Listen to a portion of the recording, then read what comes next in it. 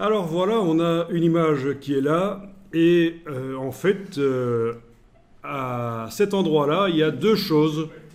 Il y a le conteneur et le contenu. Et pour ceux qui n'ont pas eu la formation InDesign et qui se lancent comme ça en se disant que c'est facile, InDesign c'est quand même plus facile que Photoshop, donc je connais Photoshop, je vais me mettre dans InDesign, ça va être super facile. Ben, pas du tout, c'est complètement se planter puisque d'abord c'est complètement différent de InDesign, c'est du vectoriel, et en plus c'est complètement différent de Photoshop, c'est du vectoriel dans InDesign, et en plus c'est plus compliqué que Photoshop. Donc, il faut connaître la manière de manipuler les images dans InDesign, c'est ce qu'on va voir maintenant. Donc, vous avez deux choses à cet endroit-là. Alors, voyons un peu la couleur du calque sur lequel on est en train de travailler. Menu fenêtre, calque. Ok, la couleur, c'est chez vous, ben écoutez, on va se synchroniser. C'est-à-dire que je vais double-cliquer sur le calque et on va tous prendre la couleur rouge, par exemple. Voilà. Donc les vecteurs qui sont sur ce niveau de construction dans InDesign apparaissent en rouge. D'accord ?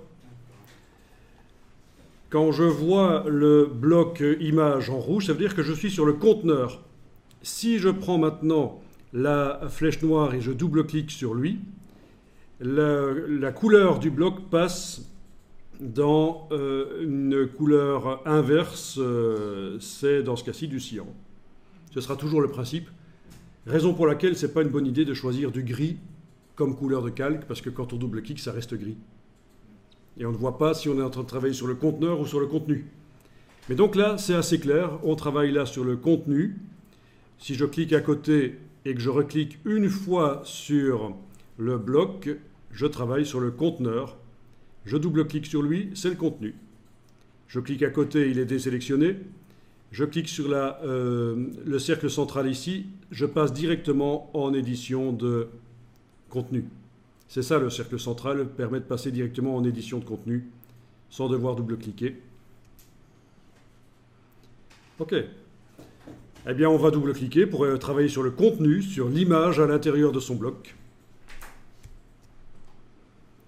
Et on va modifier sa dimension en utilisant l'outil de transformation manuelle. Vous activez l'outil de transformation manuelle et grâce à ça, en prenant les poignées, vous allez pouvoir agrandir l'image. En prenant les poignées du dessus, du dessous, vous agrandissez l'image. Vous voyez que la dimension du bloc conteneur reste la même, mais par contre, la dimension de l'image, on peut la changer.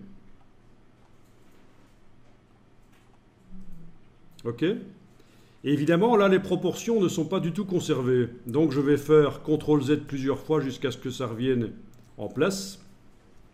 Si vous voulez modifier la dimension de l'image en gardant les proportions, ce qui généralement, c'est ce qu'on veut faire, hein, eh bien, il faut enfoncer la touche majuscule pendant que vous prenez la poignée du coin. Vous lâchez le bouton de la souris, puis la touche majuscule, parce que si vous lâchez les deux en même temps, il y a une chance sur deux que ça foire. Donc, poignée du coin. Il y en a 4, hein, vous prenez celle que vous voulez. Avec la touche majuscule, vous agrandissez. Et voilà, vous avez maintenant les limites de l'image qui sortent des limites du bloc conteneur.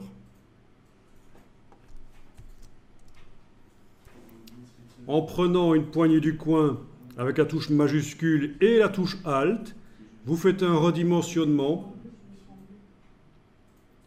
centré. Donc, l'image reste centrée.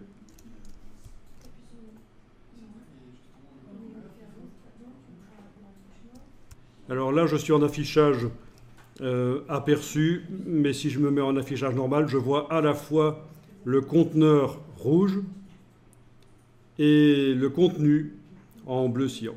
D'accord ?